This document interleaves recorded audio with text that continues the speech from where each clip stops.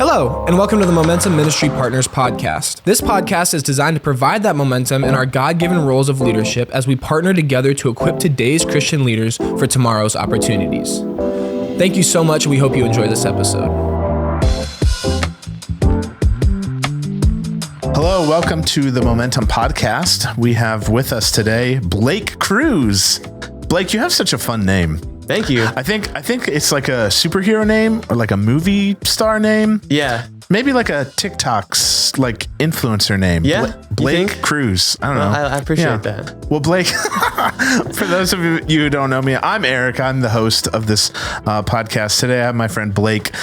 Blake is a family pastor at a church, Movement Church down in Hilliard, Ohio, which is just outside of Columbus? Yeah. How far? 10 minutes, 5 miles. It's real close. Let's be honest. When you meet people outside of Ohio, do you just say you're from Columbus? Yeah. Even when I lived in Marysville, which is 30 minutes outside of Columbus, it's just so much easier. All right. It's so much easier. Because I'm new to Ohio and I just tell people I live in Cleveland. Yeah. That works. Akron, still, they give you a funny look. They're like, I don't know where that is. You might be able to get away with Akron, but Cleveland. I probably don't say Wadsworth, which is technically where we live. But anyways, I digress. Blake, let's talk a little bit about you. I want to introduce you to our audience. Blake is the family ministry director at Movement Church, as I just mentioned. You started during COVID. Your tenure there, Mark Artrip, who's a friend of mine. Mark and I have known each other since high school. We won a Momentum travel team together way back in the day. Mark is the lead pastor there, and you guys are friends of Momentum. You started as you kind of in this role during COVID, which we'll dive into a little bit here. But one of the reasons we wanted to invite you today to talk about living in a TikTok world is, Blake, before COVID, and we'll tell the story, your TikTok content went kind of through the roof. So currently, I didn't look this morning. It may have gone up over the weekend, but currently you have over 275,000 followers. Some people probably thought I was going to stop at 275, but 275, that's a lot. 275,000 followers. It's up there. You've had 3.2 million likes on your videos. You have one video I saw that was over 11 million views. Yep. These are all accurate numbers? These are accurate. You can confirm. I can confirm. Wow. Yeah. What's your TikTok name if people want to check you out? We'll link to it. But what is it? You can check me out. I'm Point Blake on all fronts. So that's TikTok, Instagram, and YouTube. POINT period Blake. Yeah. Got it. Point Blank. Point Blake. Yeah. I like it. It's like Point Blank. It's like Point But it's Break. punny. It's a play on your name. It is. Yeah. It's punny. Yeah. Shout out to my cousin. He was the one who came up with it. There you go. Yeah. All right. So what is your content? Kind of tell us a little bit even more of people can go and check it out if they're really curious. But you do trick shots, right? Yeah. Tell us a little bit. How did that get started? Like, what was that all like? How did you get started in all that? Yeah. So as you mentioned, I was hired at Movement Church in August of 2020 in the middle of lockdown. And I was hired to be the director of family ministries, so youth and kids. And on the youth side, I was connecting with students. But on the kids side, we weren't meeting at a physical location. And I had no connection to any of the kids who I was supposed to be discipling and developing. And so our church was doing an online experience and sending that out to our house churches that were meeting at the time. And so I decided to do a Movement Kids online experience. And I did a lesson time, craft time, and then a entertainment segment. And it started with basketball trick shots. And then the next week it was ping pong trick shots. And the next week it was all sports trick shots. And after 4 or 5 of those videos, I had like 50 plus clips of me making a trick shot. And everyone just because you're that good. You just kept making them. I had to for the video. It was for the kids. It was all for the kids. And so, I was like, everyone is at home in lockdown. They're on TikTok. That was like the rise of short form content. Mm-hmm. Why Instagram now has Reels and YouTube now has Shorts. I was like, let's put these on TikTok and see what happens. I wasn't married at the time, so I had a little bit of extra free time just to myself, and that became my hobby. And I put up 10, 20 videos. And within that amount of time, things started popping off and it went wild. Dude, I love it. That's amazing. So in my mind, just to give our listeners a little bit of context, in my mind, it's a scary place to be. My mind is scary, but knowing that Mark, Mark's brother-in-law is Tyler Joseph from 21 Pilots. Yeah. So if you're friends with Mark, if you check him out on Instagram, he has over like 10,000, 12,000 followers on Instagram. So in my mind, how this conversation went is like Mark called you and he said, "Hey Blake, would love for you to come join our staff. But before you do, you have to grow your social media following." Yeah. Is that like a requirement for your staff to like have a big social media It was an unknown number that called me and I picked it up and it was Mark and he was like, "Hey, this is off the record. You got to build your following. You got to up your game." We can pretend. Yeah. Like I said, my mind is a scary place sometimes. I love it, but like I love where your heart is because I think so many youth pastors, and you and I, we've talked about this a little bit, but I honestly think so many youth pastors, they're like, "Hey, I'm in student ministry. I should probably be on social media. TikTok's a thing now. Let me start a TikTok." They're like, "I don't know how to post a TikTok video, but here I'll make this funny dance," and then their kids just mock them and it's cringy and all the things, right? Yeah. But like for you like became like a social, I don't know if you even describe yourself as an influencer, but I don't, just for the record. I don't. Okay, but you became like this, you gained a following long before. Talk about that. What is that dichotomy like? How does that work? Like, cause it took off like, man, I don't know. It's weird because in some ways, like I love doing trick shots and it's almost like an outlet of sports. Like I grew up doing sports and was always active. And now as an adult, there's no organized sports for adults unless you're a professional. And I am far from that. But trick shots was an outlet for that and like something I can do creatively and something that I enjoy. And it became a hobby. But then on the other side, it in some ways helps me connect with my students and helps me be more approachable to people of a younger audience who see that type of thing. And they're like, I want to do that. That sounds fun. He's cool. He does that. Yep. And so I get to connect with those people, and that's my passion is connecting with young people for the gospel of Jesus Christ. Dude, I love it. So what? Walk us through. Let's go a little bit deeper on like how this all happened, right? Yeah. So you start making videos for your children's ministry, as part of the entertainment piece during COVID. When did you start like realizing like this is a thing? This is like taking off. So the threshold to be paid by TikTok to make videos is 10,000 followers. And if you know anything about TikTok, a lot of people can get there pretty quickly. And during COVID, everyone was on their phones. And so I got there really quickly.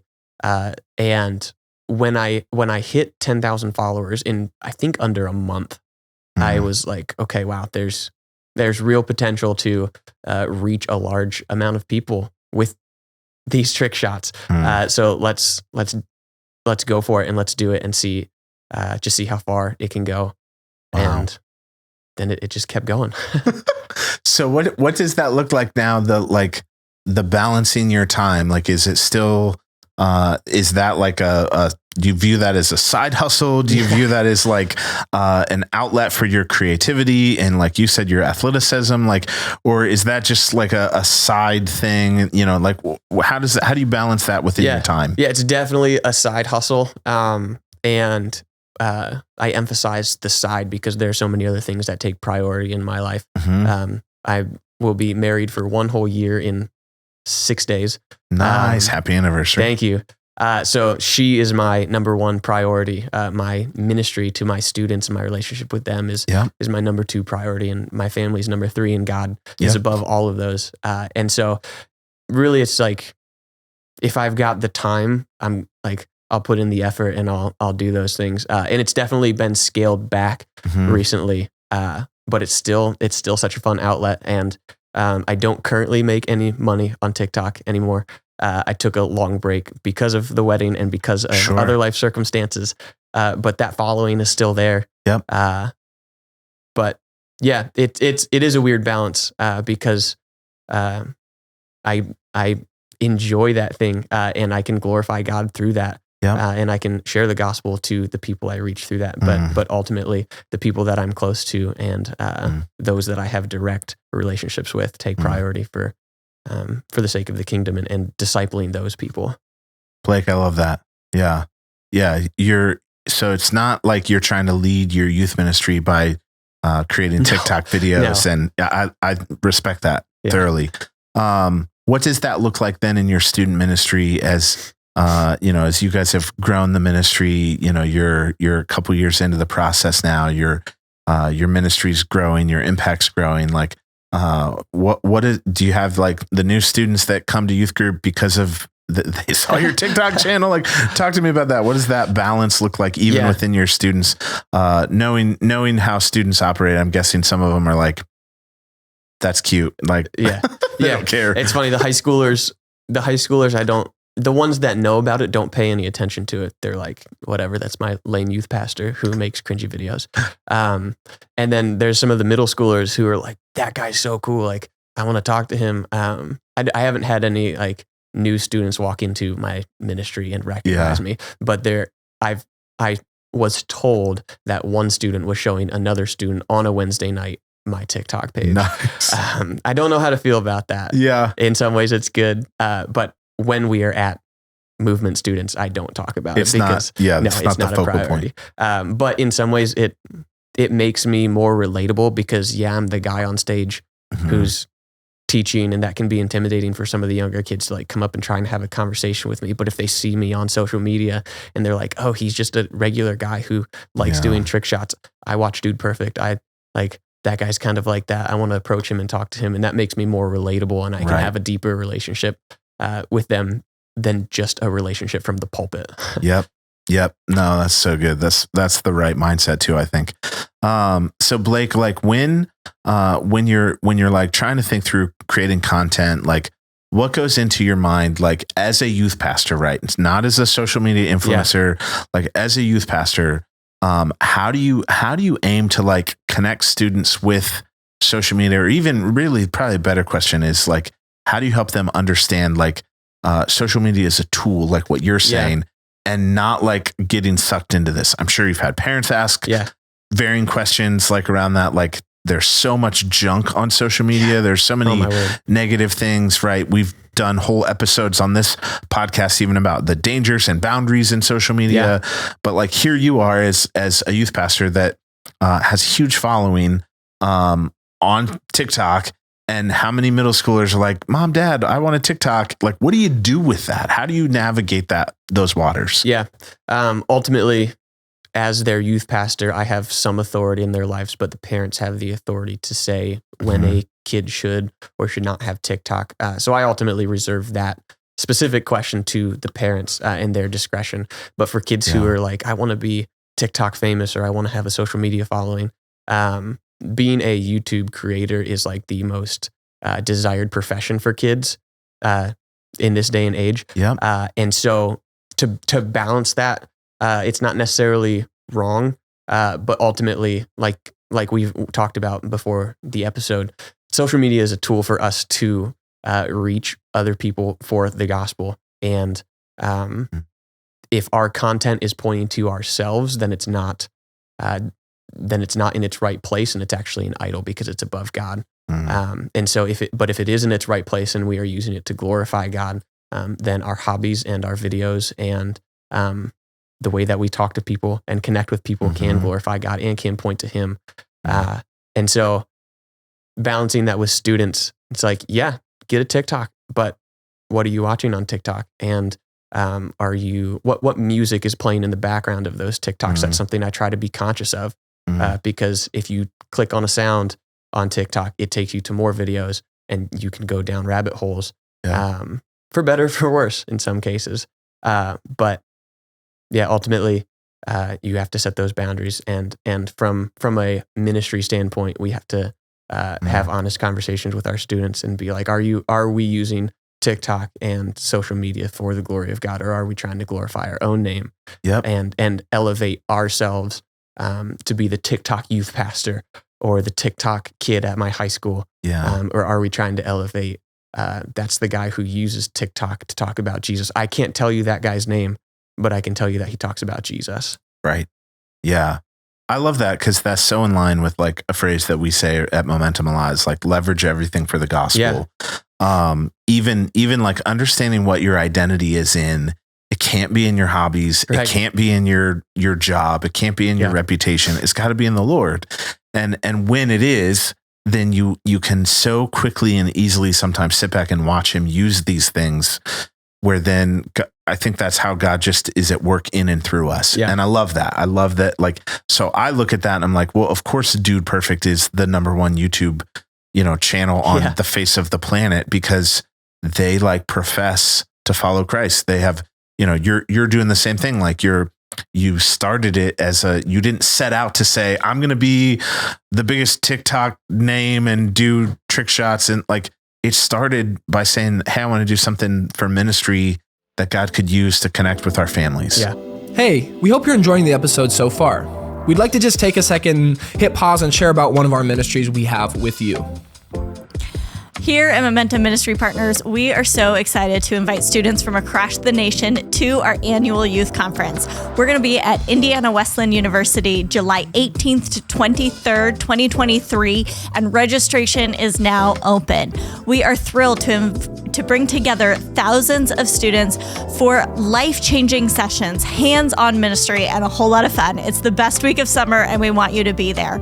We've got past speakers such as Sean McDowell, Francis Chan, Ann Byler, Lecrae, and we're going to be announcing our 2023 lineup of speakers very soon, so please be on the lookout for that. In between, we're going to have what we call power tracks. Those are breakout sessions for students that are going to be hitting the hottest topics that they're dealing with in culture today. We want them to come and experience and wrestle through their questions of faith and meet Jesus in a new and powerful way. We're excited to have you there. Please register early to get the best rate. We want you to register by March 15th and lock that in. And we hope to see you and your students there. Plus, keep in mind, if you're a new church, we've got discounts just for you. You can get all of that information and more at buildmomentum.org. Again, that's buildmomentum.org, and we look forward to seeing you this July.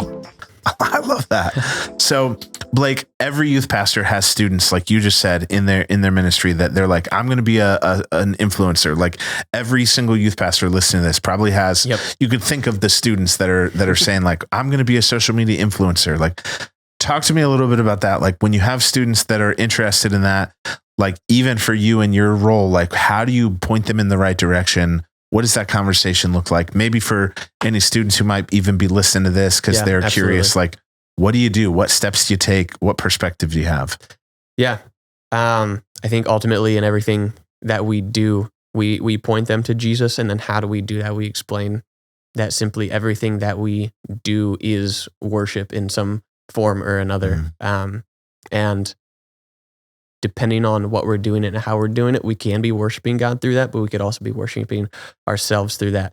And so if kids want to be a social media influencer, that's good. But why are they doing that? Are they doing that to build their name and build their kingdom? Or are they doing that for the sake of the gospel? And even if they're like, hey, I want to be a businessman or woman, or I want to be an entrepreneur and I want to build this business, great, go after that. Do that and do it for the sake of the gospel and reach people and so that you can have conversations about the gospel with those people in the marketplace. You're building your business and you're networking with other people and you're making connections and then that can lead to gospel conversations because you're talking to them and then you suddenly bring up Jesus and they're like, wait, I thought we were just talking about TikTok. Yeah.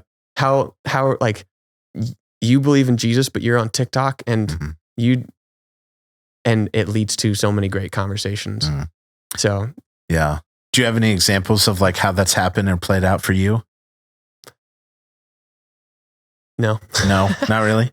What was you were telling me earlier about there was a girl that saw you were watching a football game. Yeah. I didn't know. I was trying to put it on a tee for you, but yeah. I messed it up. That's on me. You're good. No, so there's this incredible family at our church who they have done foster care for a long time. And I was over at my friend's house and we were watching a football game and this family walks in with this brand new placement that they had, and this girl walks in behind them, and she's in like 3rd or 4th grade, and she walks in and she sees me and she's like, "That's Blake from TikTok. I know him." And then she wouldn't talk to me for the rest of the day. But she came to church with that family, and throughout the 6 to 8 months that she was with that family, developed a relationship with that girl. And she went to our kids camp. She went to Merge camp in the summer.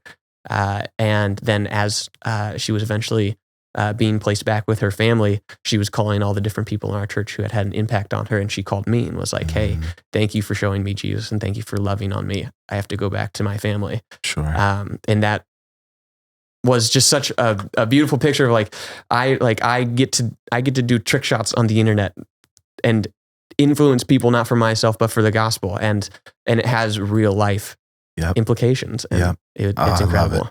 I love it. So Blake, one other question is kind of in that, like, the process between, like, you know, when we were talking earlier, you had mentioned, like, you know, there's some days where you gain like 100 followers on TikTok and then you like lose 3 students at youth group. Like what, how do you handle that? What does that look like? Like, what's your thought process even with that tracking numbers? Yeah. It's funny, because you have this, social platform where, you see things skyrocket and go through the roof, and you're like, "That's so cool." And then the next week at your ministry, you've like the 3 kids made the basketball team, and now they're gone for the entire winter. And so it's weird to balance those things in your mind. But ultimately, I've got a 5-second relationship with everyone on social media, but I have a 5-year relationship with all of the students who walk through my door. And so my focus is on the relationships that I have with the students in my ministry, and that takes priority over social media every single time, because those 5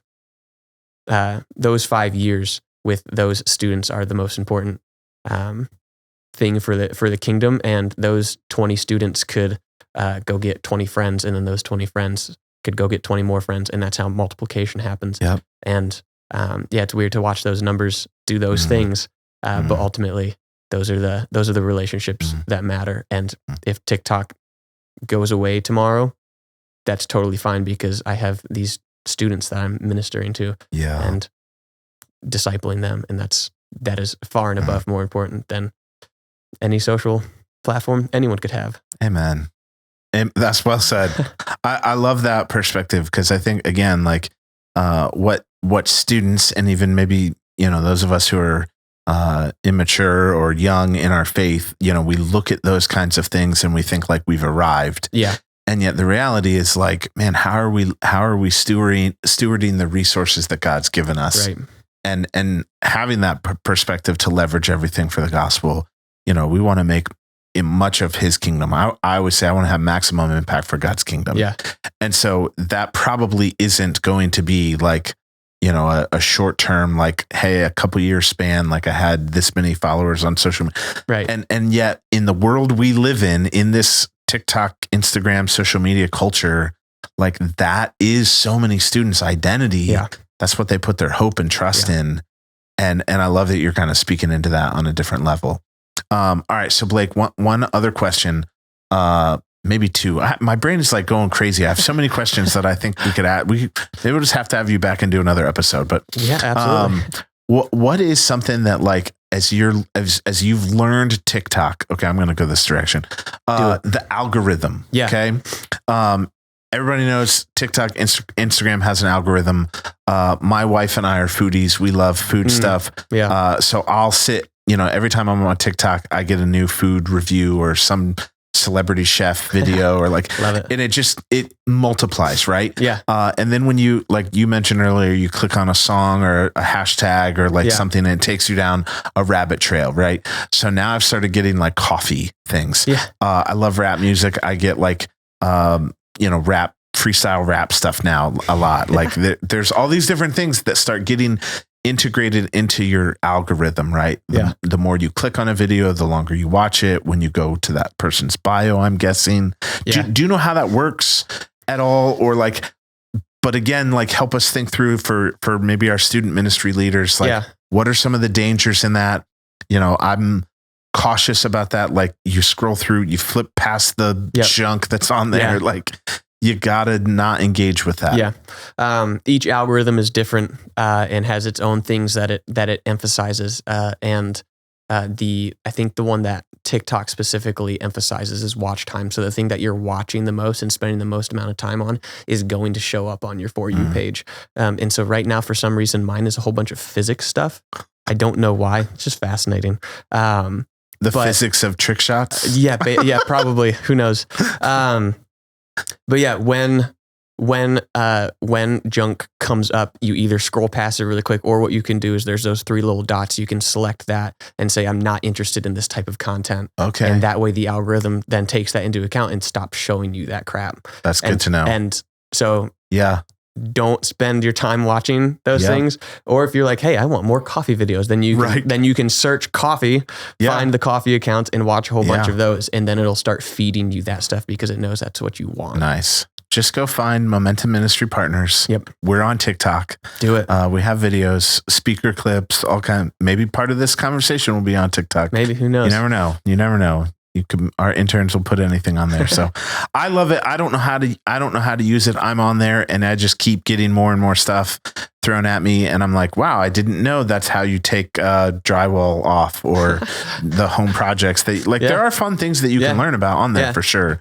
But Blake, I love what you're doing. I love just even how you're leveraging social media for maximum impact and to reach the students in your church and in your community. So one last question for you, and we'll wrap up with this. What advice, if you could talk, just directly to the youth pastors, the student ministry leaders who are listening to this, and they're like, I actually don't do anything with social media. I know a lot of those guys. Yeah. What advice do you give them? How do you even help them? How do you point them in the right direction? Yeah. A few quick things. I would say number one, be creative. Even if you're not a creative person, there's probably something that you like or enjoy to do. Figure out how to connect what you enjoy to your students. And then if you want to make a video about that, make a short video about that. And that shows your students that you're a real person, that there are hobbies that you have that they might also have, but you've never had a chance to talk about those things. And so get creative. And I would also say, don't be afraid to be weird or get embarrassed about something. Step outside of your comfort zone, because ultimately, that's what we're called to do for the gospel, is to be outside of our comfort zone, to lay down what we want to do and be weird for the name of Jesus. Yeah, that's so good. Be creative. Yeah, I think there's so many times in ministry where we are just thinking about the next week and the next week, and then Christmas is here, and then Easter's here, and and you don't spend time to like brainstorm or like really think about how can I be creative. Yeah. What's something different and unique we could do? I love that. That's very good. Thanks. Awesome. Thank you, Blake, for your time and being a part of this and just sharing your heart and how God's using it. So if you're not currently following Point Blake on TikTok, go do it. Check out some of his videos. They're super fun. Your kids will love them.